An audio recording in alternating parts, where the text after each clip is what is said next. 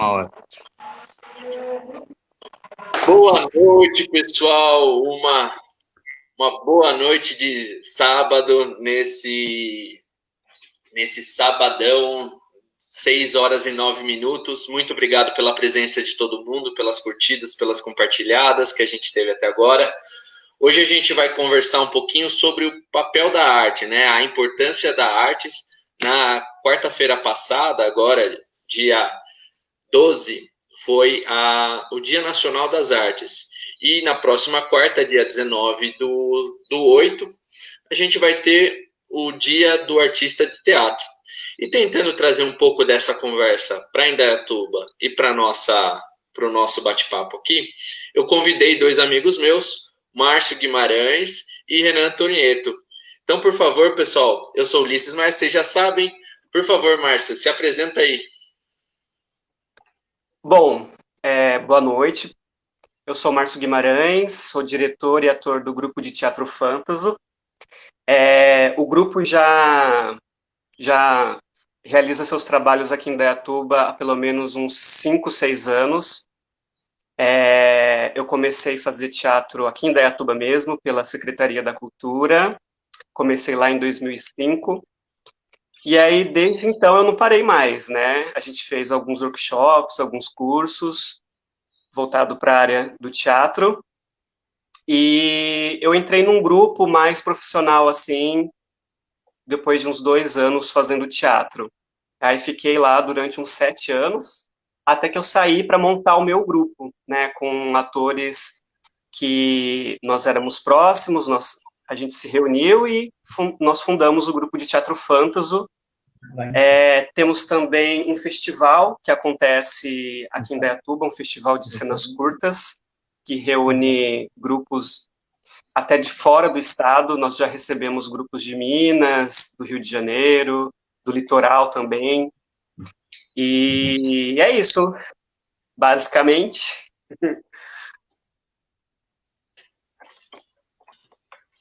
Pô, que legal. E, Renan, se apresenta aí, por favor. Agora meu microfone tá certo? Tá certo, sim. Beleza. Meu nome é Renan, eu sou fotógrafo, já trabalho aqui na cidade há mais de 10 anos com fotografia. Eu sou pedagogo de formação, mas acabei sempre indo mais para fotografia. Eu participei do Conselho de Cultura aqui da cidade, de uma época, de uma parte, fiquei 2 anos lá, e faço parte de um coletivo chamado Palpite Coletivo. A gente já fez uma exposição aqui na cidade. Em 2018, eu ganhei um dos concursos, fiquei em 3º lugar no Salão de Cultura aqui, com uma foto minha, e é isso aí.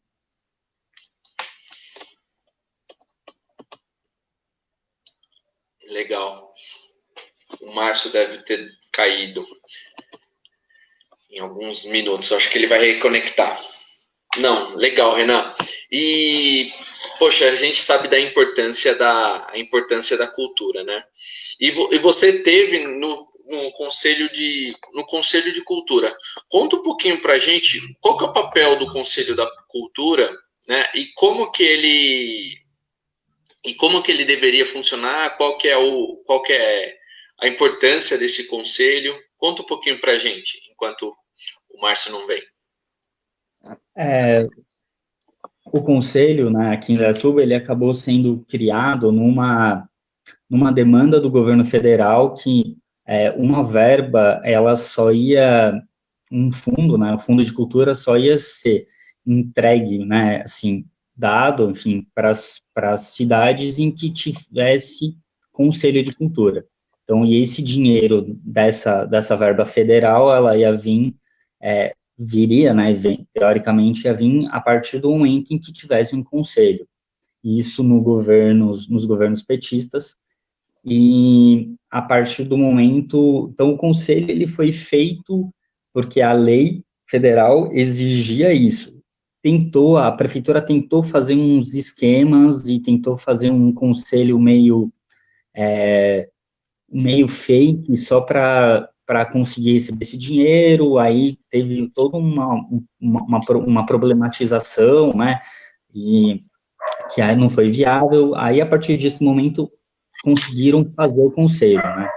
Eu entro no conselho a partir do momento em que o conselho foi meio que fundado mesmo, né, então teve uma, uma reunião, né, em tudo, há 4 anos atrás, isso.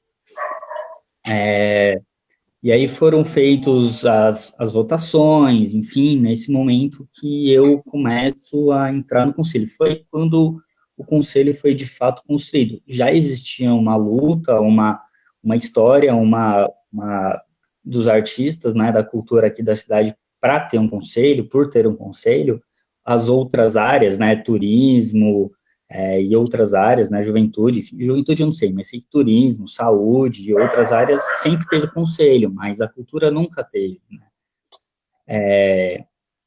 A cultura de Indaiatuba, enfim, aí, a partir do momento que foi criado um conselho, já no começo, teve várias polêmicas em relação ao conselho, porque como foi feito, acabou tendo uma certa disputa, e assim, tinha muitas pessoas que tinham,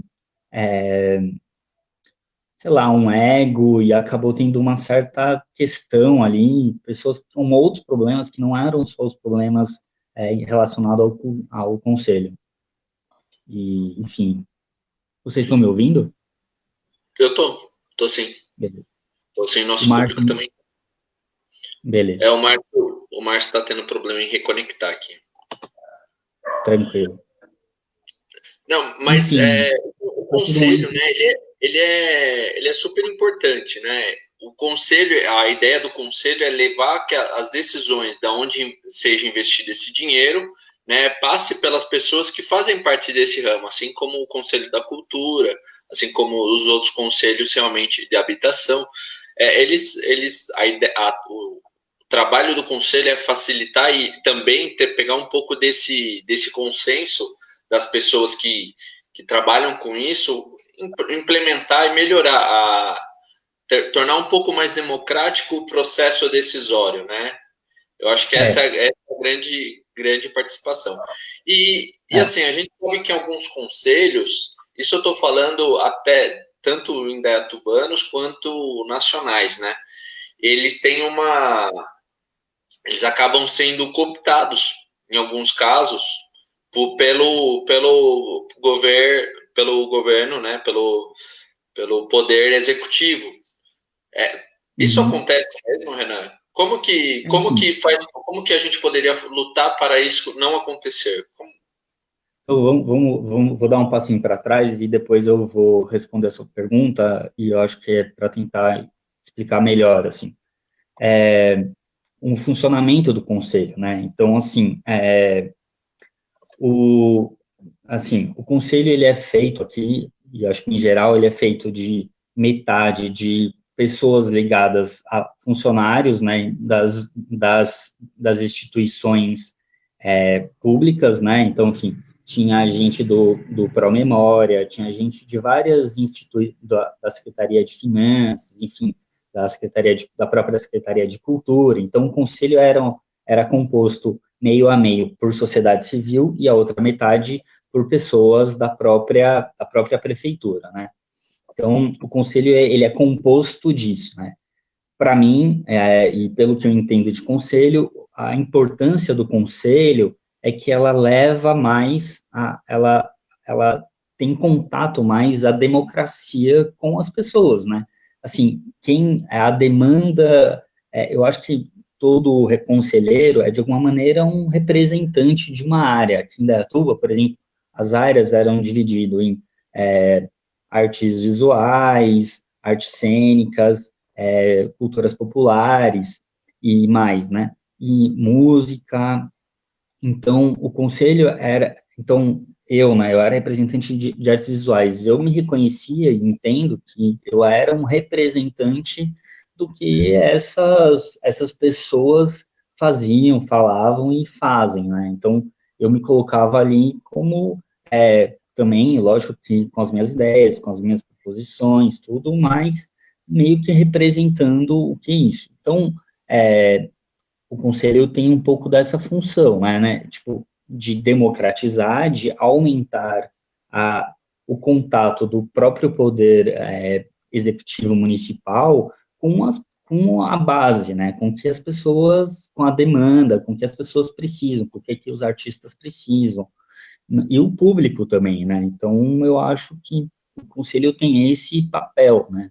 Mas o conselho aqui em Indaiatuba, que eu falei na primeira parte, em relação aquele fundo, tudo, de todo o tempo que eu fiquei lá, que eu fiquei uns 2 anos e pouco, a gente acabou nunca mexendo nesse dinheiro, nunca teve nenhuma decisão de fato em relação a isso, e também, uma coisa que, um dos motivos para mim ter saído é que estava um problema meio que as coisas não andavam muito, e eu estava entendendo que, assim, o ponto, assim, o que eu esperava, o que eu queria que o conselho, ele fosse mais deliberativo em relação a tudo, né, em que toda e qualquer tipo de prática que a prefeitura fizesse, em que a Secretaria da Cultura fizesse, tivesse diretamente ligado ao conselho.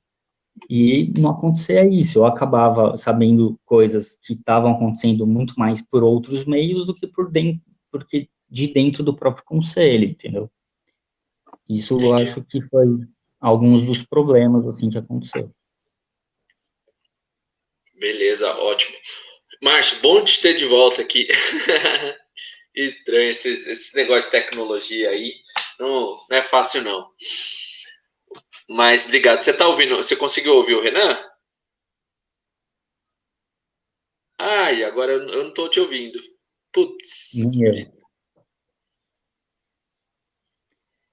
eu não estou vendo a minha imagem também. Você tá aparecendo. Você tá Não, aparecendo e o beleza. Márcio também. Agora só não tá.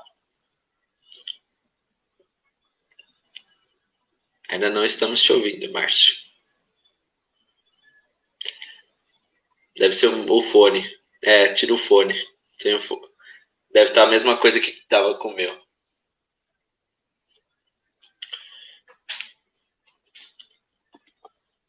Bom, pessoal, enquanto o Márcio está tentando, a gente não está te ouvindo ainda, curta o nosso canal, a página, compartilhe os nossos vídeos. Sempre a gente tenta fazer um vídeo sobre alguma coisa diferente, né? Na próxima terça-feira a gente vai fazer um papo sobre a tecnologia, né? E o papel da tecnologia na relação trabalhista, na relação humana, né? A gente está numa convergência, numa robotização, e aí a gente vai trazer esse papo para o centro da conversa. Fala alguma coisa, Márcio, para a gente ver se a gente está te ouvindo. Não! Não estamos te ouvindo! Não! Puxa vida.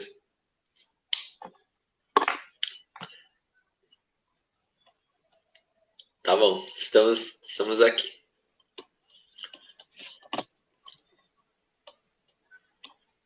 Renan, e vamos continuar o nosso papo. Além disso, né, além da questão do conselho, tem várias outras formas de democratizar o acesso à cultura, né? Indaiatuba tem alguns pontos, né, aqui em volta da cidade, que ela tenta trazer isso daí. A gente sabe que tem o piano, a gente tem o centro cultural, perto do Parque Ecológico, aquele onde fica a feira. Uhum. A Idil Bonachella, né? Eu não sei se é Idil, se fala assim mesmo. O Idil Bonachella. Tem o centro lá no Parque Ecológico, tem o Pro Memória, mas a gente percebe que é muito essa difusão cultural é muito próxima do parque, né? Acaba centralizando tudo no parque, tudo pelo menos rodeando lá o Parque Ecológico. Como que você enxerga isso, né? Porque a cultura ela tem que ser disseminada por toda a cidade, né? Inclusive os parques fazem não só o parque ecológico, mas os parques também poderiam usar essa amplitude, né? A gente poderia usar a amplitude dos parques para levar a cultura em outros espaços, para desenvolver novos encontros, novas projeções. Como que isso é visto assim por você, Renan? Essa centralização, né? Então, se você quiser cultura, vai ter que ir no parque. Aí você tem que depois de você decidir que tem que ir no parque para ter alguma cultura, você fica dependendo lá de um monte de serviço de transporte que a gente sabe que não é bom aqui em Dayatuba. Como que você vê isso? Assim, eu acho que o parque, ele é grande, né? Então, ele pega uma parte, assim, grande da cidade, assim. Eu acho que existe uma certa centralização, mas, assim, eu acho que em Indaiatuba, também, a gente não tem tanta demanda, né? E, assim, não tem tanta demanda. Então, assim, eu acho que a cidade, assim, primeiro a gente tem, eu acho que falta em Indaiatuba uma criação de público. Falta em Indaiatuba, assim, e assim, não só uma criação de público, mas uma persistência de uma política pública, por exemplo. Então, digamos que, assim, não é porque vai fazer uma apresentação numa praça, aonde for, assim, de um grupo de teatro, um grupo circense, por exemplo, que necessariamente, na primeira vez, vai encher de público. Talvez nem na segunda. Eu acho que a política ela tem que ser meio persistente. Ela não tem que, não tem que necessariamente só fazer com o público, sabe? Tem que fazer e fazer disso criar-se um público.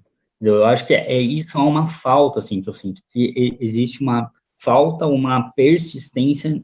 Na verdade, o que falta é política pública. A política pública ela não tem que ser feita para agora, ela tem que ser feita de pequeno, médio e longo prazo. Então, principalmente, assim, criando um público para aquilo, sabe?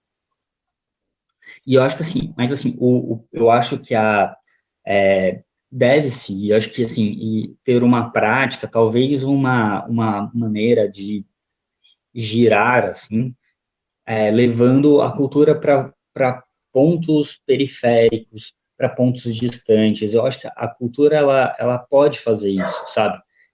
Assim, circulando de alguma maneira. Mas eu acho que os teatros, assim, os teatros tem três, quatro teatros, tem o Piano, tem a de Bonachella e tem o CIAE.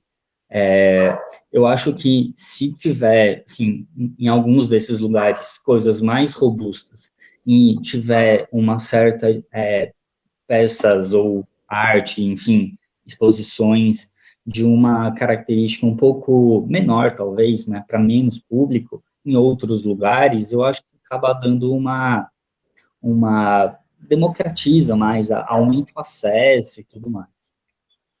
Eu acho que é isso um pouco que falta, viu, Renan? Essa democratização, porque a cultura, né, ela, como você disse, ela tem que ser fomentada, né, tem que ser uma coisa trabalhada.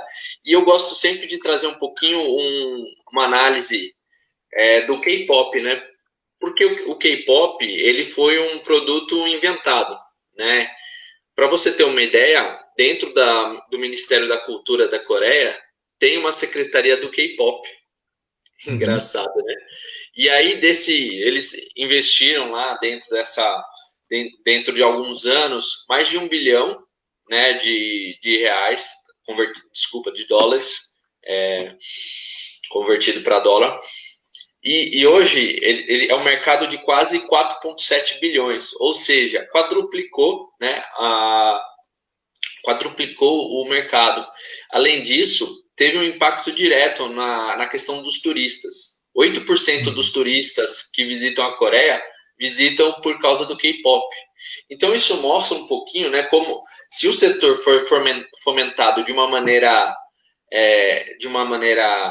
pensada, de uma maneira planejada, isso daí afeta de uma maneira econômica, né, diretamente, a questão do turismo também, e falando como uma cultura coreana, né, a gente tem que pensar também que afeta na diplomacia, né, a importância da Coreia para outros países.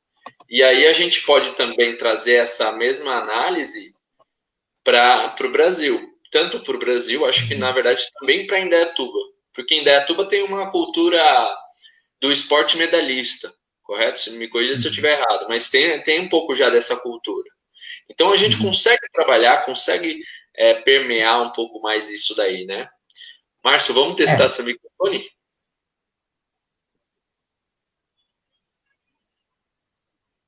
Márcio? Eu não estou ouvindo.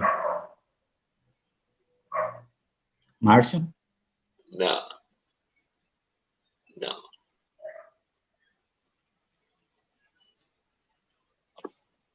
Não, não, não. Não estamos te ouvindo, Márcio. Você está nos ouvindo?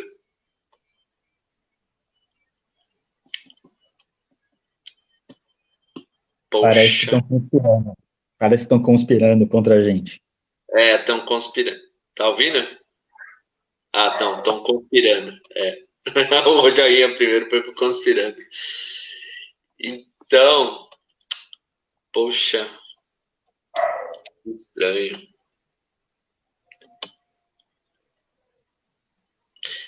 Ô, Márcio, às vezes é o microfone, viu, do fone de ouvido. Tenta tirar e dar reiniciar a página, que às vezes isso funciona.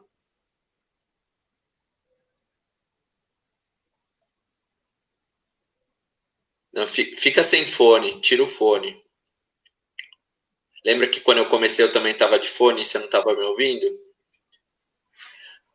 É isso mesmo, Marcon. O Marcon colocou um comentário aqui, Renan. Não existe uma percepção política fundamentada em relação à geração de divisas e potencialidades advindas da cultura.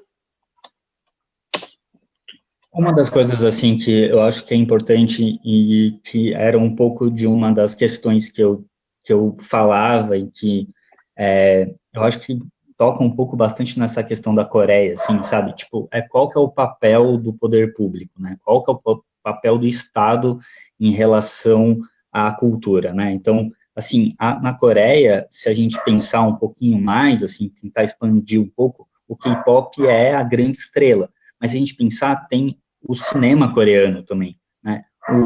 Ano passado, né, o filme que ganhou o melhor Oscar foi um filme coreano, né? O Parasita, é um filme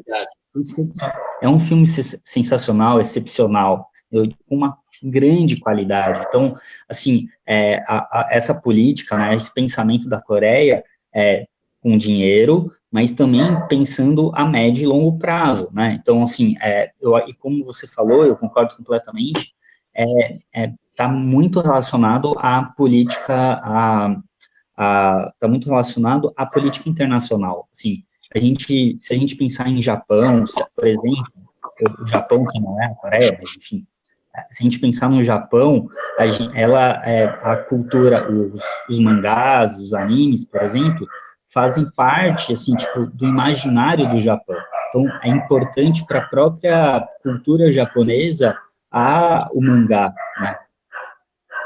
Peraí, eu vou fechar a janela.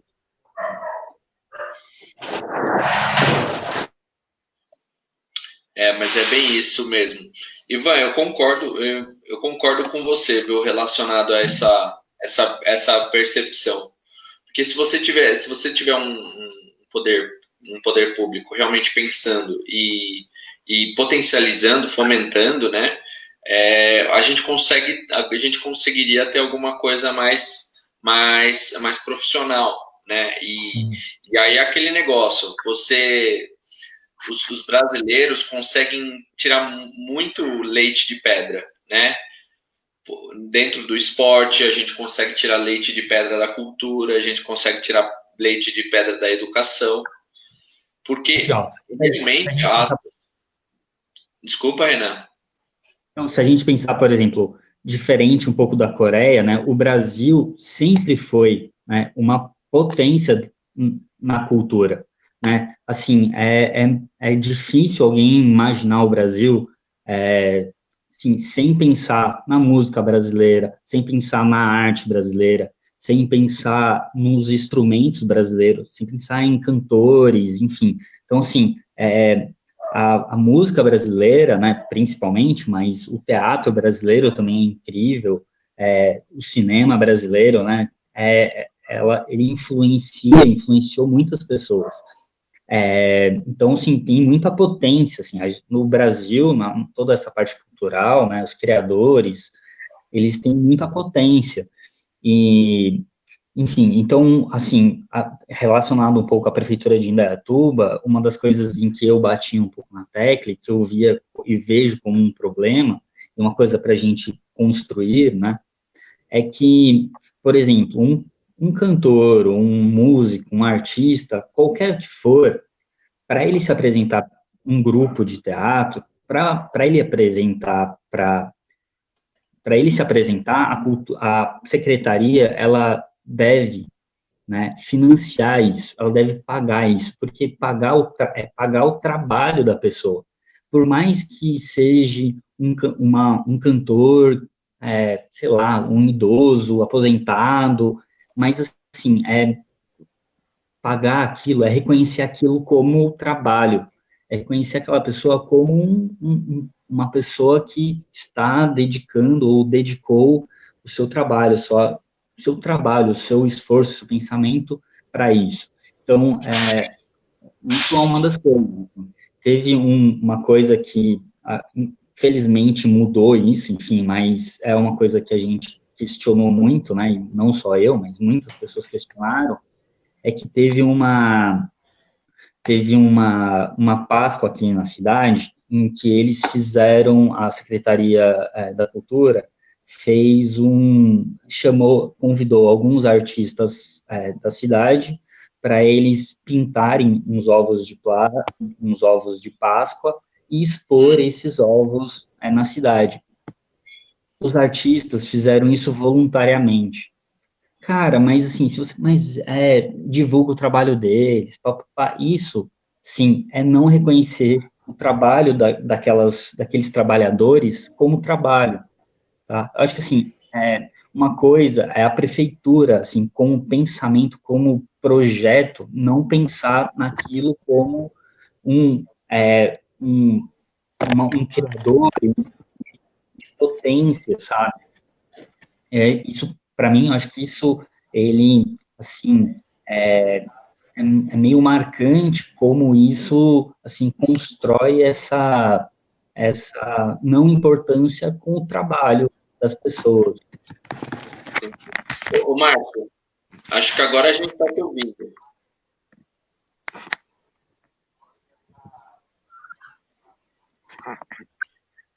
Agora, puxa, agora parou o vídeo e parou o áudio.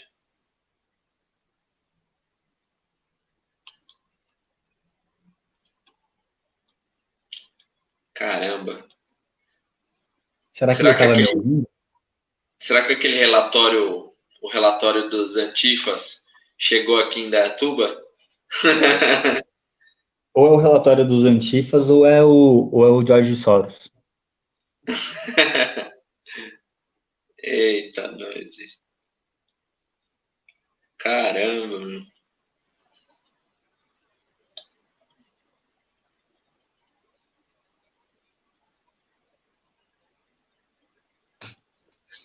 Tá no mudo, Márcio.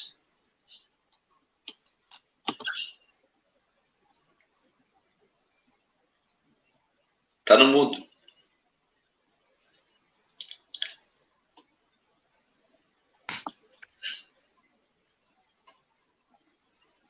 Tá no mudo.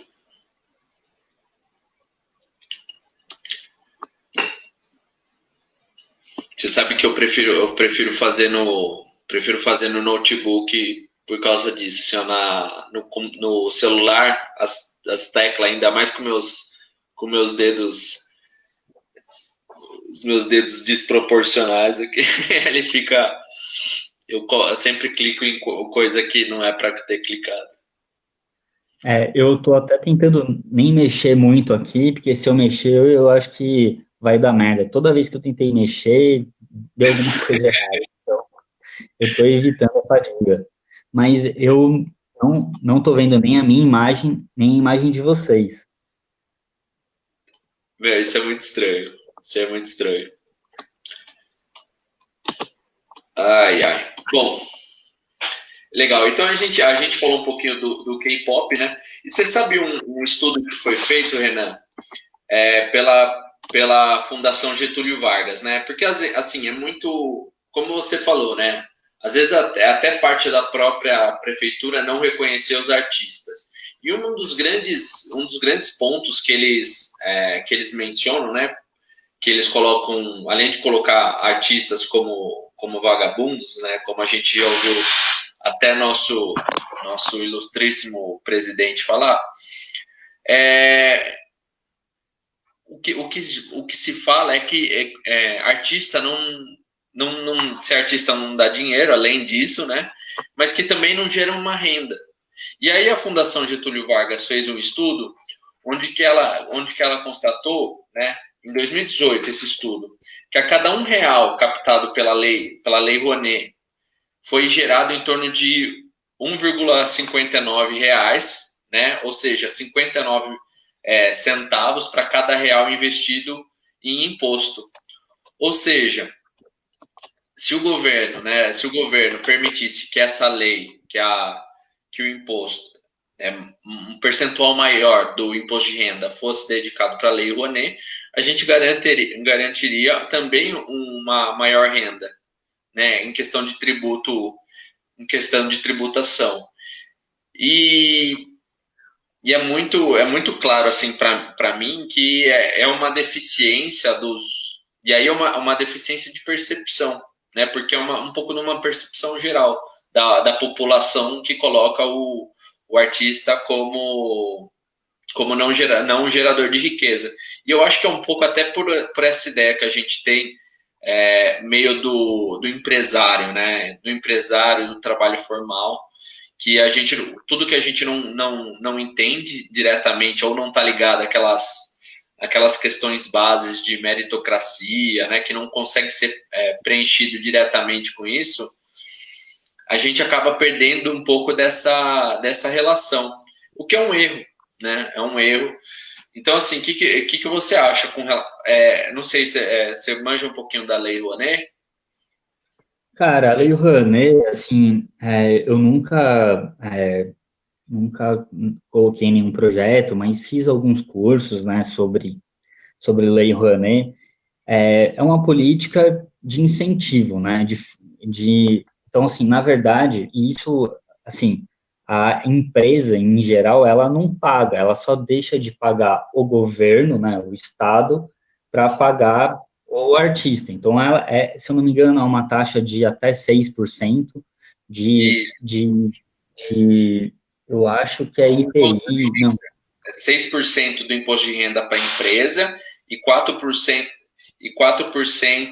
Ah, não, desculpa. Para a pessoa física é 6% e para a pessoa jurídica é 4%. Então, por exemplo, né, ele teve o lucro e aí depois vem a contribuição social e depois vem o imposto de renda. E aí é em cima desses percentuais aí que ele pode dedicar direto à cultura. Ele pode escolher e é assim, basicamente, que o Itaú Cultural surgiu, né? É basicamente sendo o setor bancário um dos mais rentáveis, assim que eles fazem para converter o lucro. E acaba sendo para as empresas, acaba sendo uma publicidade gratuita, né? Porque ela exato, é um dinheiro que ela teria que pagar de qualquer jeito, só que ela acaba dedicando uma dedicando especificidade, né? também tem aqui no estado de São Paulo, também tem o PROAC, que é a mesma coisa, só que é com impostos estaduais, né? E também é uma coisa que eu acho que, sim, o problema é que, como toda e qualquer lei, existem gente que arruma brecha, né? Eu acho que acaba furando e colocando coisas que realmente não precisariam, né? Mas, assim, o atual governo, né, ele reduziu a verba, a quantidade de dinheiro da Lei Rouanet, o que é ruim para coisas como, sei lá, musical, que é um negócio que, sim, são vários atores e várias pessoas, uma produção muito grande, então precisa de gente, e coisa como cinema e grandes shows.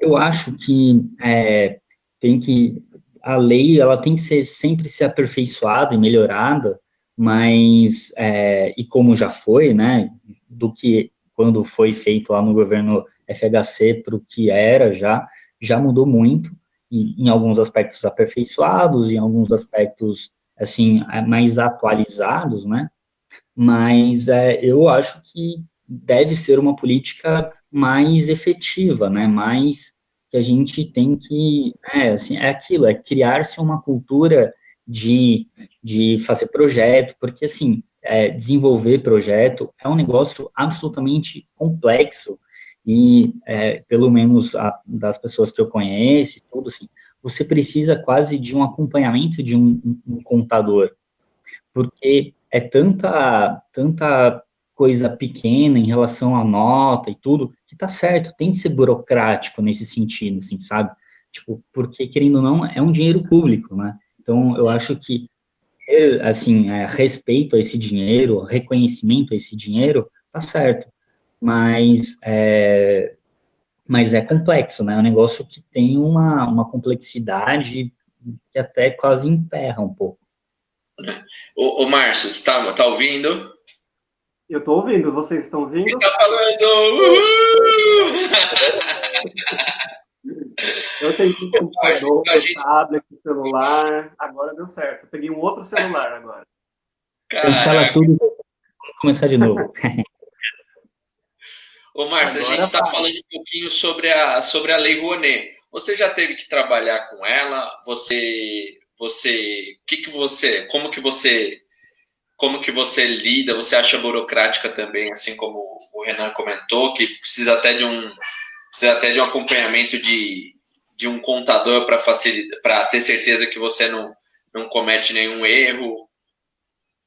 Sim, além de ter um contador para fazer toda essa questão financeira e de nota fiscal e tal, eu acho que precisa de alguém muito especializada em ler o edital também, porque às vezes essa leitura, né, não é fácil. Tem um ator aqui do nosso grupo, o Thiago, que ele está se aventurando agora nisso de Lei Rouanet e PROAC e tal. Ele até tentou pagar um curso pela internet que ensina esses macetes desses editais, porque é uma coisa bem complexa, porque se você não tiver a leitura detalhada e certinha, e você não vai ser contemplado, né? É muito complicado, assim. Além dessa parte financeira, essa leitura do edital, um erro, né, em algum tópico lá você não fez ou fez mal feito, você não é contemplado, né? Que já é uma coisa bem difícil, um grupo pequeno, né, assim, de Indaiatuba, ser beneficiado nesses editais, assim. É Ô, complicado. Márcio, você já teve, ou o seu grupo já chegou a participar, algum grupo que você participou já chegou a ser contemplado com a Lei Rouanet, e você sabe, assim, se desses últimos 2 anos aí, ou sei lá, depois que o Temer entrou, o Bolsonaro entrou, se mudou alguma coisa, se ficou mais difícil ainda? Olha, eu já participei de grupos que foram contemplados pelo PROAC. O meu grupo ainda nós não recebemos nenhum auxílio, mas por conta disso mesmo, sabe? Por conta de você tentar entender todos os regulamentos do edital para você se encaixar, e a gente não tinha alguém que fizesse isso, né? Alguém que pegasse, separasse toda a documentação, mas eu vejo que tá mais complicado sim, viu, para os grupos serem contemplados nesses editais. Eu vejo por experiência própria do nosso grupo, assim. Se a gente não focar, se a gente não investir o nosso dinheiro, né, para estudar, a gente vai ficar para trás sempre. Tem que estudar para participar, tentar participar desse edital, de algum edital. Porque se você fizer uma coisa mal feita, você não é contemplado, né? Mas eu E acho assim, que é muito complicado, assim. Fora e que, assim, igual coisa quando que mais... Desculpa, eles... O maior beneficiário, né, da Lei Rouanet é o Times for Fun, né, que produz o Lollapalooza. Aí depois tem a Orquestra Sinfônica Brasileira, depois vem o Itaú Cultural, a Bienal de São Paulo, depois a Orquestra Sinfônica de São Paulo, do Estado, depois a Fundação Roberto Marinho, depois o Instituto Tomiotaki. E aí a gente está falando de acima de 100 milhões de reais, né? Então, é um dinheiro que se fosse a mesma coisa da riqueza, né? Você tem que acabar, acho que é interessante a gente acabar distribuindo, que assim você consegue contemplar. E até pensando nesse momento de crise, né? Tem 44% dos artistas são autônomos. E aí vem esse negócio do coronavírus, onde que tirou todo mundo dos teatros, fecharam os teatros, fecharam todo e qualquer espaço de aglutinação de pessoas. E aí a gente vê os artistas agora num novo momento, assim como as empresas, né? Mas os artistas, como eles são a maioria autônomos, eles se encontram, entendo eu, de uma maneira mais no momento mais vulnerável. E aí, uma das alternativas que são feitas são as lives. E aí o Márcio teve essa experiência aí nesses últimos tempos. Conta aí pra gente como que foi, Márcio, uma live teatral. Então, foi uma experiência muito louca, assim, porque a gente não queria parar, né? Por mais que, respeitando, claro, né, todo mundo, mas tem a possibilidade de usar a internet a nosso favor, né? E aí a gente aproveitou, uniu a internet também com uma ação social, né? Que a gente ajudou a Casa São Francisco, aqui de Indaiatuba, que também corria o risco de fechar as portas. E aí a gente aproveitou para erguer uma peça que a gente sempre quis montar. Vendemos ingressos online também, tem um site bem bacana para fazer isso, que é o Simpla. Nós vendemos os ingressos por lá. E fizemos a live, assim. É um monólogo, né? Então, sou eu no palco e tinha mais um músico fazendo a percussão e dois atores fazendo a transmissão, né? Todo mundo com máscara e tal. E foi muito louco, assim. Eu estando num lugar fechado, sem plateia nenhuma, mas ao mesmo tempo sentindo a energia da galera que estava do outro lado assistindo, sabe? Eu me senti assim, numa apresentação ao vivo. É ao vivo, né? Mas não tem o contato físico, assim. Foi muito, muito legal a experiência e o valor nós revertimos para casa para ajudar. É uma possibilidade, né? Porque acha que a gente não pode parar e ficar inerte. A gente tem que movimentar de alguma forma a cultura, a arte, ela não pode parar, né? Ela vai se transformando, vai se modificando, mas é só o fazer diferente. Mas a arte aí está viva, né?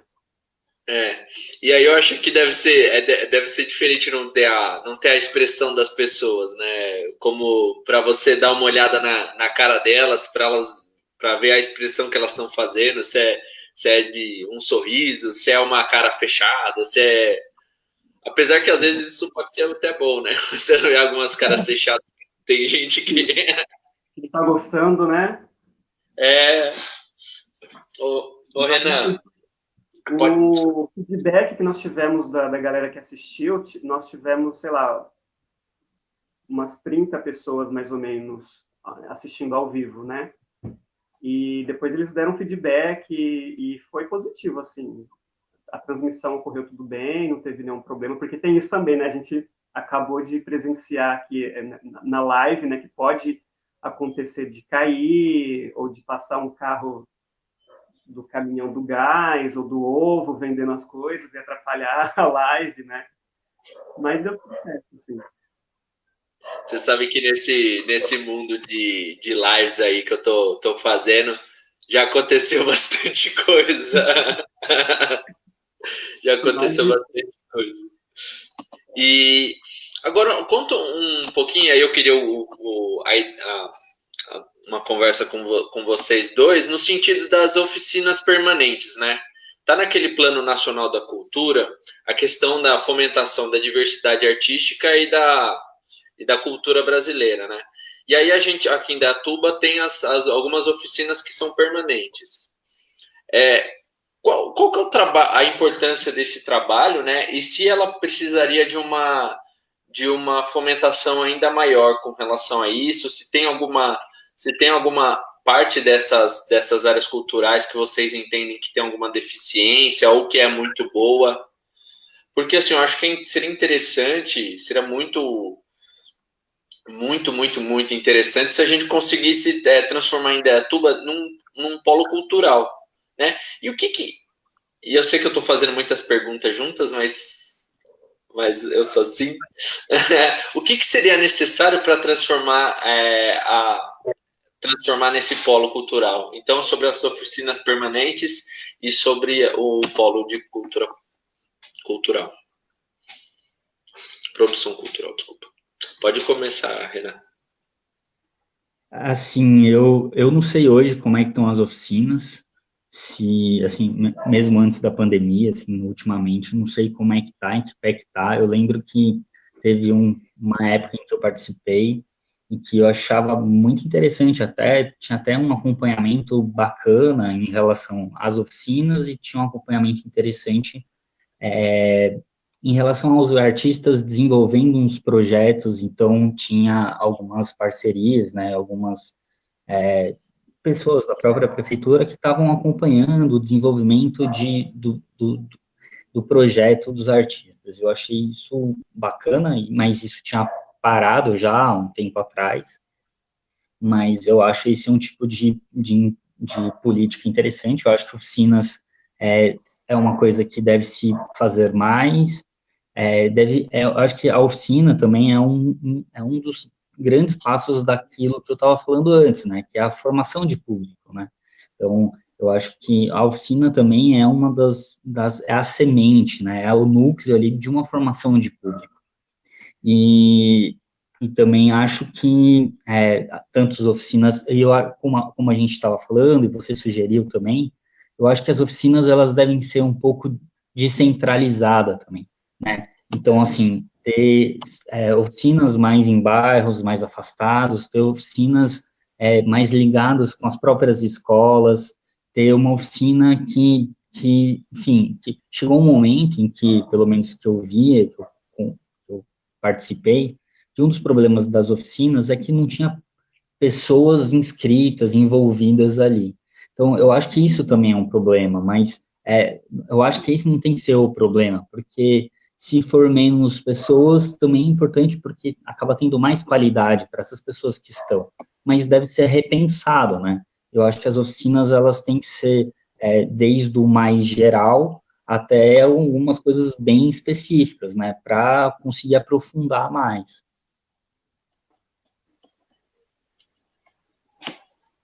E você, Márcio? Bom, eu comecei, né, a minha carreira assim, artística pela oficina.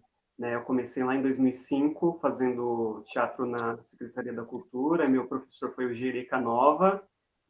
Ele faz a Paixão de Cristo aí, né, todos os anos.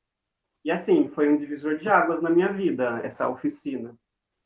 Porque foi lá que eu despertou todo esse interesse por arte, né? Por, tipo, é isso que eu quero, eu vou fazer até o fim da minha vida e não parei desde então, né? Então, acho que as oficinas têm um papel muito importante na cidade de Indaiatuba. E foi o que o Renan falou, né? Ela é muito importante também para a formação de público, porque o teatro, a música, a dança, enfim, sem o público não é nada, né? Então tem que começar desde a escola, sabe? Você ir lá fazer uma divulgação em massa nas escolas municipais, estaduais, mostrar que é legal, né? Não é só o videogame, você se expressar através de alguma arte também é muito legal.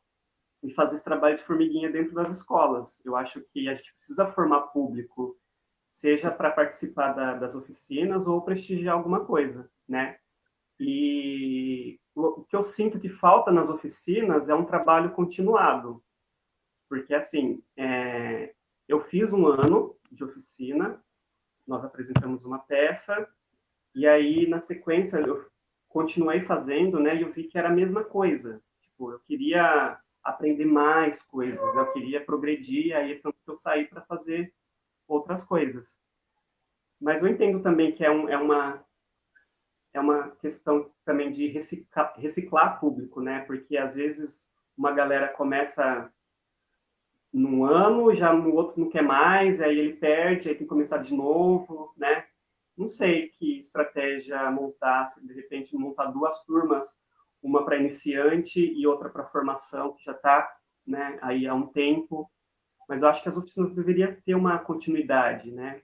Não ser sempre as mesmas coisas, os mesmos exercícios, trabalhar sempre com a mesma linguagem, de repente buscar outras coisas novas. De repente ter Uhum. essas duas turmas, a iniciante e a de formação, né? Para o jovem se interessar e continuar, né? Não desistir no meio do caminho. Tipo, tem outras coisas para você aprender dentro da arte, dentro do teatro. Mas eu acho que a oficina dentro de Indaiatuba, ela é muito importante, assim. Uma coisa que o Renan falou, e aí eu queria que você comentasse, é com relação à distribuição, né? No começo, numa das primeiras perguntas que eu tinha feito para o Renan, eu comentei sobre o fato da cultura indaiatubana ficar muito centrado no parque ecológico, né? Fica muito centrado no parque ecológico e aí a gente fica, acho que eu considero como se a gente não democratizasse, né? Então a gente tem um bairro, o Campo Bonito, que é longe, né, desse centro. A gente tem um problema de ônibus para levar até lá e depois para trazer. Normalmente as peças teatrais terminam tarde, então tem a questão, né? Então tem um monte de questão que acaba prejudicando, entendo eu, essa democratização.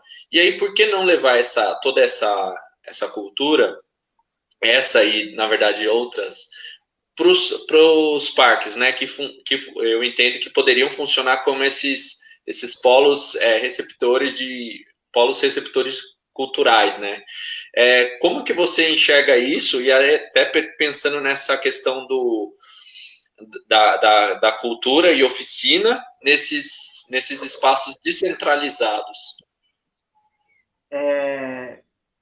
Nós sempre batemos na tecla de levar o teatro aonde o teatro não consegue chegar, né? Por exemplo, a gente já se apresentou lá em Montemor para uma comunidade carente numa quadra de futebol de chão batido, com uma lona, uns paus assim segurando essa lona de plástico e um monte de criança sentada assim de pé no chão, sem camisa, e foi mágico assim a gente olhar os olhos, né? Tipo, provavelmente foi e vai ser o primeiro contato com o teatro.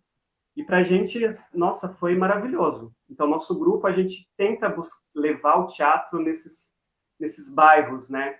Descentralizar mesmo, igual você falou. E em Indaiatuba tem muitos espaços. Porque, assim, para você montar uma sala de ensaio, você não precisa de muito, né? Você precisa de um sei lá, um quadrado nem espelho precisa, né? Porque dança que necessita mais. É só um lugar fechado, uma caixa de som e tá ótimo. Então, Indaiatuba tem muitos espaços parados Então, esses bairros periféricos ou bairros mais distantes, como Campo Bonito, eu acho que tem que ter, sim, esses polos pequenos para a gente levar, né, essas oficinas para lá, porque é complicado realmente você sair lá do Campo Bonito para vir aqui no piano fazer uma aula de teatro, né? Então, a gente, se é complicado chegar até aqui, então vai até lá, né? Porque Indaiatuba tem muitos profissionais, né? Muitos professores que dão aula de teatro em escola particular, né? Por que não abrir um concurso aí para contratação de profissionais e levar até esses lugares, né? Porque eu sei que tem espaços parados. A prefeitura tem alguns galpões, alguns lugares que estão assim parados, né? Que pode ser preenchido com oficinas, com apresentações, né? Porque teatro não é só no palco italiano. Dá para a gente fazer uma apresentação num lugar pequeno, intimista, né? Com cadeiras em forma de arena ali. Dá para fazer. A gente já teve a experiência. Essa live que nós fizemos ali na LID, não sei se vocês conhecem. E Não. lá, a LID eu acho que tá ligado com esporte, se eu não me engano. Lá em Uhum. cima tem um lugar que a gente usou para ensaiar e fizemos ali, sabe? Daria fácil para pôr cadeiras e plateia ali. Então, acho que a gente tem que tirar essa ideia de teatro só no palco italiano. O teatro é onde está o público, né? Agora uma pergunta que eu acho que é um pouco contraditória não, um pouco, esqueci a palavra. O funk é considerado uma questão, deveria ser considerado como uma questão cultural? E aí, qualquer um dos dois podem responder isso daí. Porque tem todo um preconceito relacionado ao funk, ao rap, né? O preconceito hoje ligado ao funk é o mesmo ligado ao rap antigamente, né? Que continua, na verdade. Como que vocês enxergam isso? Quem quiser responder, fica à vontade. Vou Renan? começar então. Eu começo então. Para mim, o funk é arte e eu acho que é uma manifestação cultural e como o Ulisses mesmo falou, assim, eu acho que muito do que se fala contra o funk é preconceito, né? Hoje a, a Geni é o funk, sei lá, há 70 anos atrás era o samba. O samba hoje é a cara do Brasil, né? E hoje o que a periferia faz, o que não só a periferia, mas muita gente faz, é o funk. Eu acho que hoje, enfim, uma das artistas pop brasileiras que tem uma dimensão internacional mais forte é a Anitta, né? E assim, não reconhecer o valor, a qualidade e o trabalho que a Anitta tem é preconceito, né? Então, eu entendo e reconheço que, assim, a gente tem que entender que, tipo, o seu gosto, o meu gosto, o gosto de quem for, isso não determina se é arte ou se não é, se tem qualidade ou não, né? Mas que existe uma manifestação popular, que é aquilo, que faz aquele som, que tem aquela batida, E o funk, assim, se o Brasil investisse, se o Estado brasileiro, enfim, tivesse um pouco mais de investimento no funk, hoje no mundo não estaria falando só de K-pop, estaria falando de K-pop e de funk. Como, assim, várias artistas norte-americanas são influenciadas pelo funk. A Anitta fez participação com a Madonna, com o Ziggy Marley, não, mas com vários cantores internacionais pelo reconhecimento da obra dela, da batida, da criatividade musical que tem ali. Exatamente. Concordo em tudo, assim. Aí é questão de gosto mesmo, né? Porque o funk é uma expressão, né? É uma expressão artística, é uma expressão de lugar, né? Uma expressão de sociedade. Então, Aí, se você não gosta, aí é para você, é seu gosto, né? Você não gosta. Porque e eu acho que também o funk ele vai sofrer ainda muitos preconceitos, assim como os artistas, né? Antigamente, até pouco tempo atrás, você fazia teatro ou você era garota de programa, era taxada como garota de programa, como homossexual, né? Então, isso não faz muito tempo, não. E o funk, infelizmente, né, ele sofre essa questão racial até, né? E eu acho que vai durar um pouco mais, porque a gente precisa mudar a mentalidade do brasileiro, né? Enquanto a gente não mudar a mentalidade do Brasil, a gente vai sofrer preconceito, né? Não só o funk, mas em questão da arte em geral, do artista, do teatro, de quem faz, por exemplo, a questão da religião também, né? As casas de candomblé e umbanda que sofrem, que até hoje sofre depredação, né? Eu acho que a gente precisa mudar a cabeça do brasileiro. Enquanto a gente não mudar essa mentalidade, a gente vai sofrer preconceito sempre. Infelizmente, né, a gente acaba enxergando que o preconceito é onde que mais prejudica as pessoas, né? E a gente, aqui em Datuba, a gente tem vários artistas, e uma artista que até eu conheci, e a gente conversou muito legal, a Alice Guel, que é uma trans aqui de Indaiatuba e que agora está fazendo sucesso em São Paulo, né? Muito bom para ela.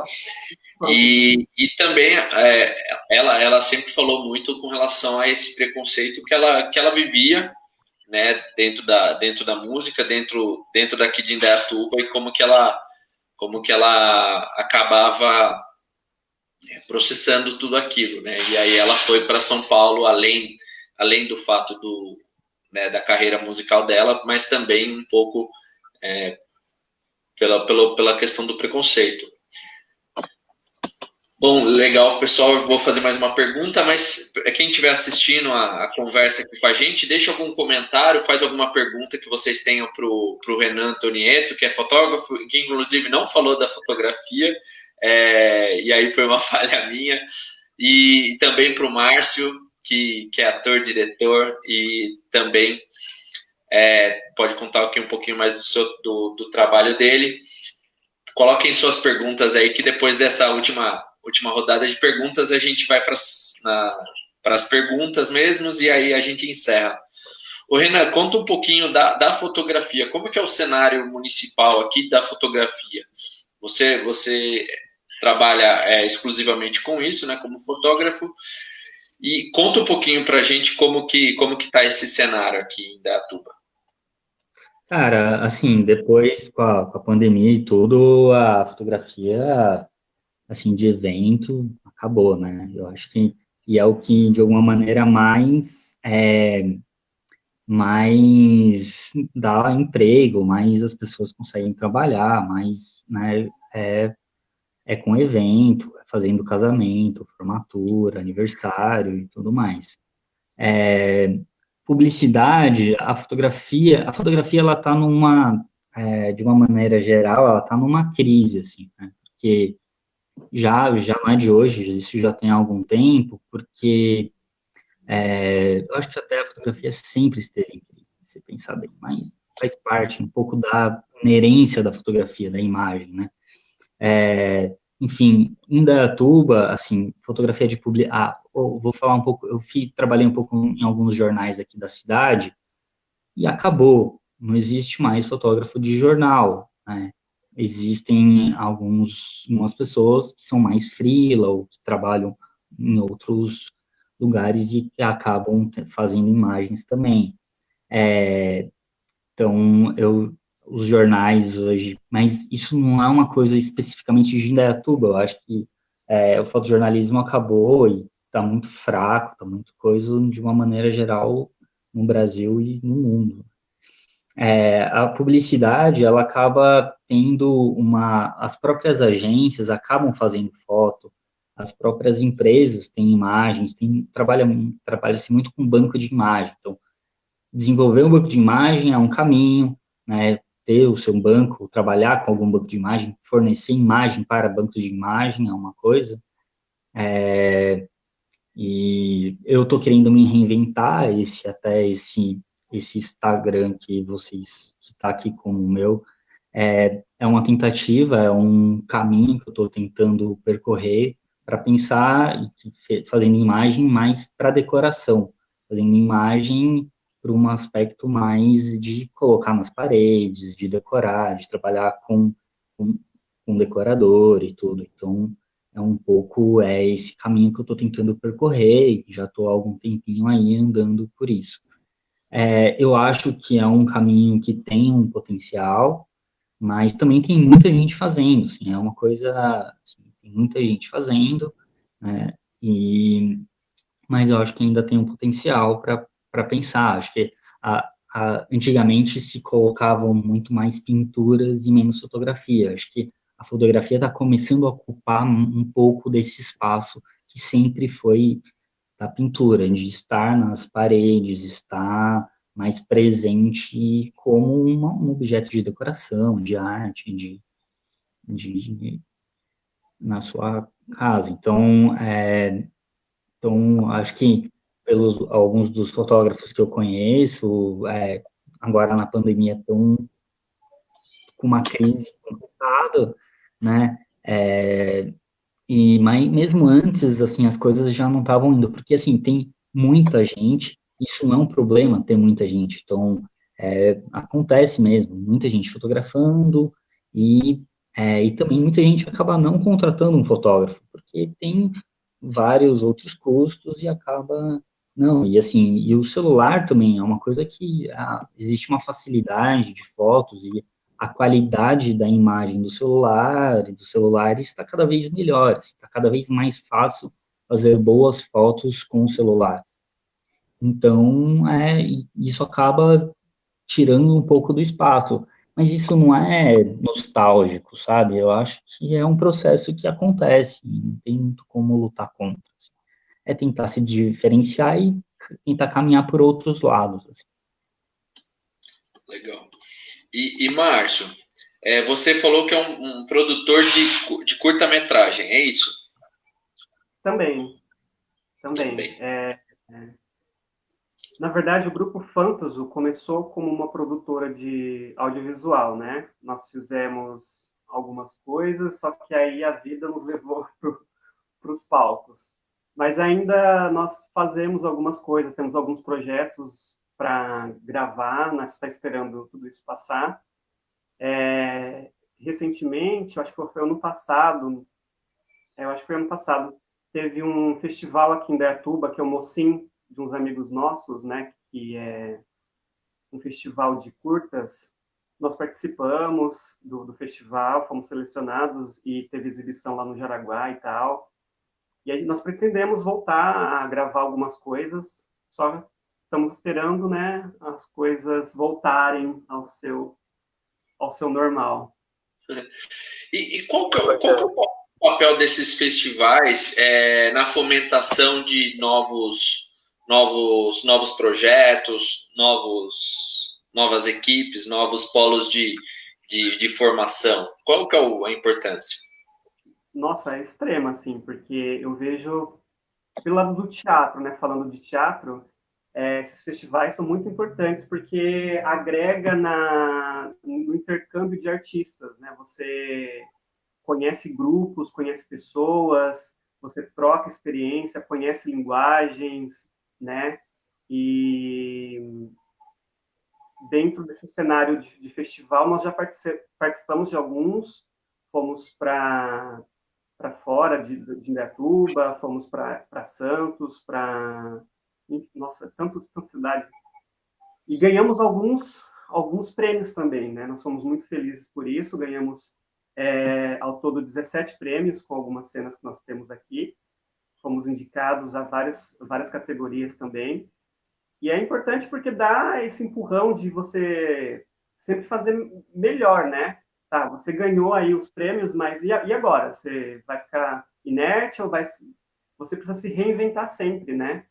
fora que a gente faz muitos amigos, muitos parceiros, né, que é o pessoal do Ararapuca que está aí assistindo, Ivan Marcon, galera de Porto Feliz, e são parceiros para a vida. Então, eu acho que, além de você fazer essa troca, né, de experiências e de funcionar de alguma forma, de você não parar, né, você sempre está criando coisas novas para participar, os festivais são de suma importância, além de, né, fazer o que nós já falamos aí no começo da conversa, que é fomentar o público, né, de todo ano ter esse festival e todo mundo saber, olha, vai ter festival, né, vamos nos preparar para assistir, formar público também, né.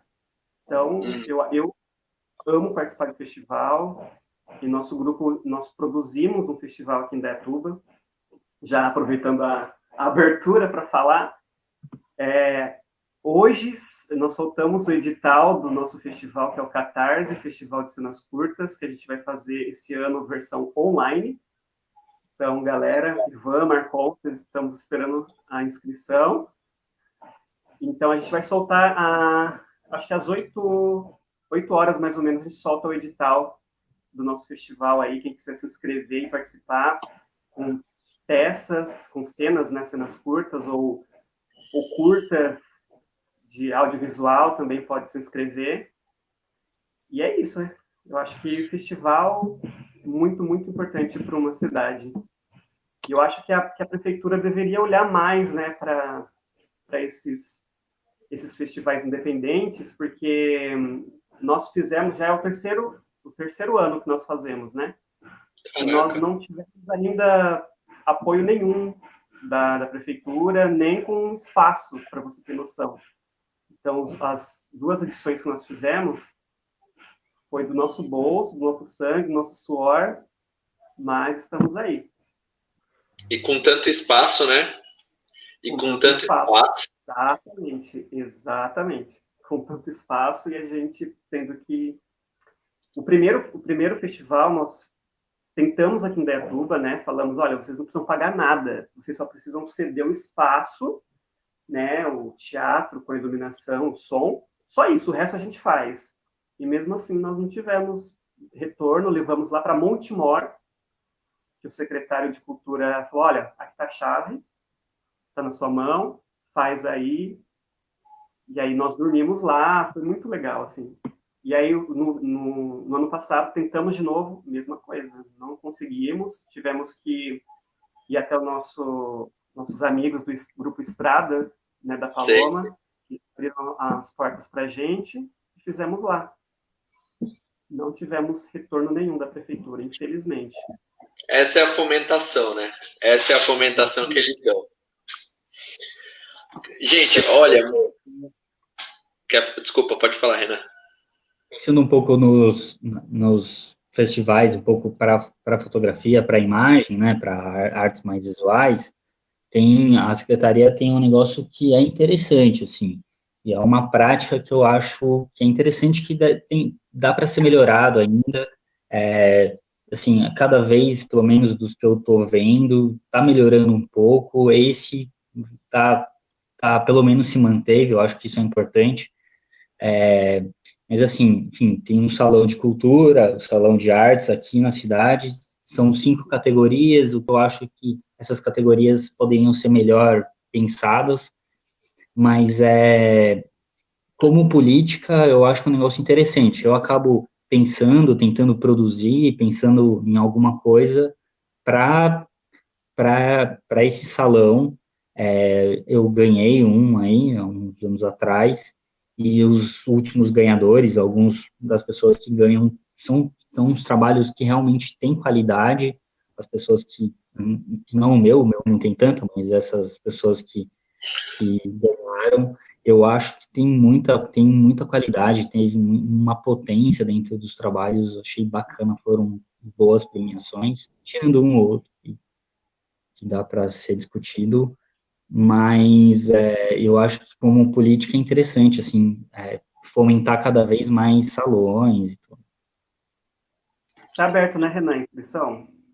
Não, a assim, tinha que ter enviado uma pré-inscrição, eu não sei se mudou alguma coisa, mas até onde eu sabia, até o dia 13 era para ser enviado, não sei se mudou.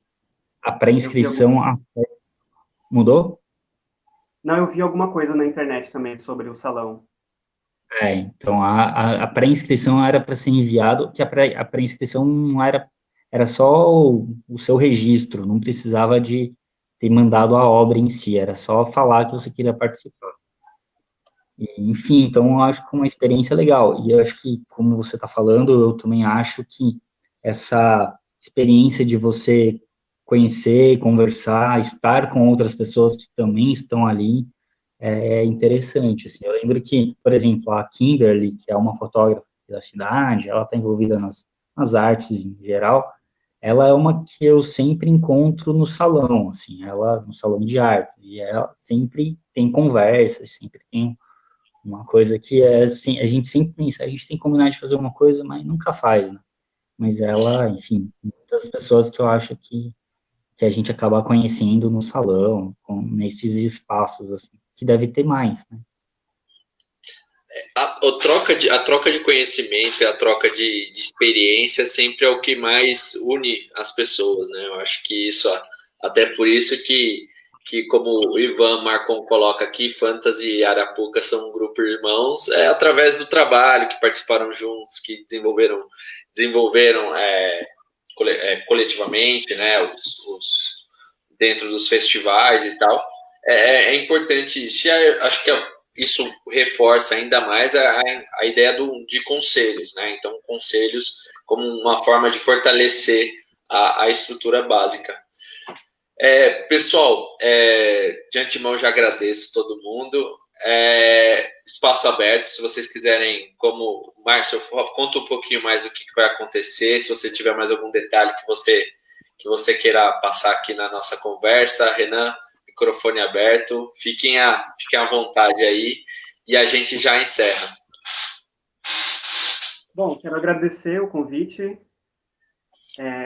Foi muito legal o papo, por mais que, né, eu perdi aí o começo da conversa, mas aproveitei bastante.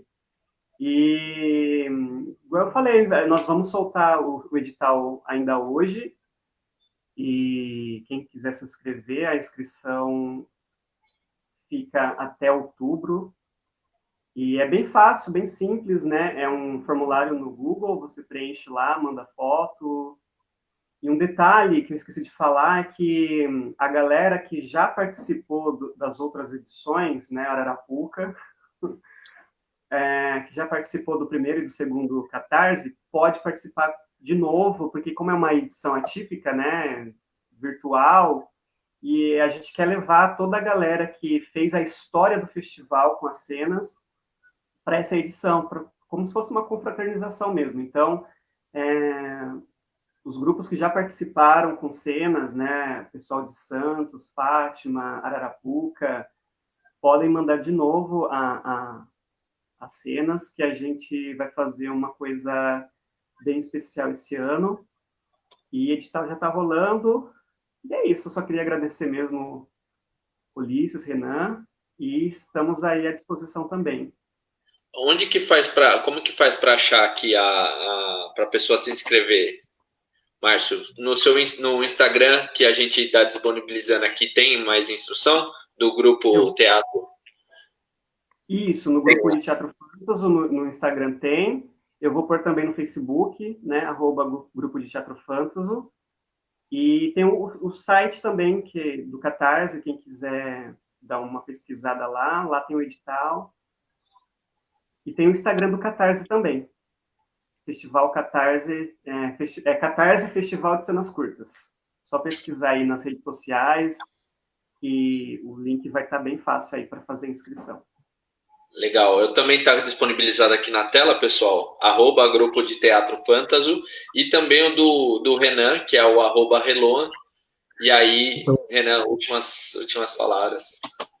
Então, o Reloan é com 04, só para ser difícil mesmo. E eu agradeço também, agradeço ao Márcio, agradeço ao Ulisses, espero que a gente tenha mais conversas dessa. Eu eu estou estreando aqui nas minhas lives, e nunca tinha feito antes, desculpa qualquer coisa. Mas agradeço a disponibilidade, o papo, a conversa, foi bem bacana. Bom, pessoal, e eu aqui termino. Por favor, não fechem os aplicativos ainda, Renan e Márcio. Aí a gente fica, depois eu desconectar. Mas eu gostaria de agradecer todo mundo que participou até agora. Muito obrigado às várias pessoas que curtiram, a sempre presente Sheila, Anderson, João Brusco, Érica, Bárbara, Afonso, Ivan e muitas outras pessoas. Muito obrigado mesmo. Espero que vocês tenham gostado. A arte é uma coisa que a gente tem que sempre levar para a vida, né? A vida é uma imitação da arte e a gente tentou trazer uma pitada de arte nesse sábado à noite. Obrigado, Renan. Obrigado, Márcio. A conversa foi excelente. Muito obrigado mesmo. E esperamos uma próxima conversa, de preferência a próxima presencial.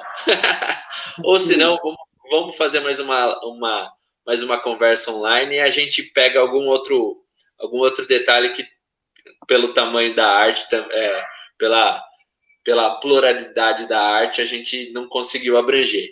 Então a gente já guardem aí no seu coração meu Facebook para a gente voltar a conversar numa próxima vez. Obrigado de novo a quem apareceu e curtiu e compartilhou esse vídeo. Uma boa noite.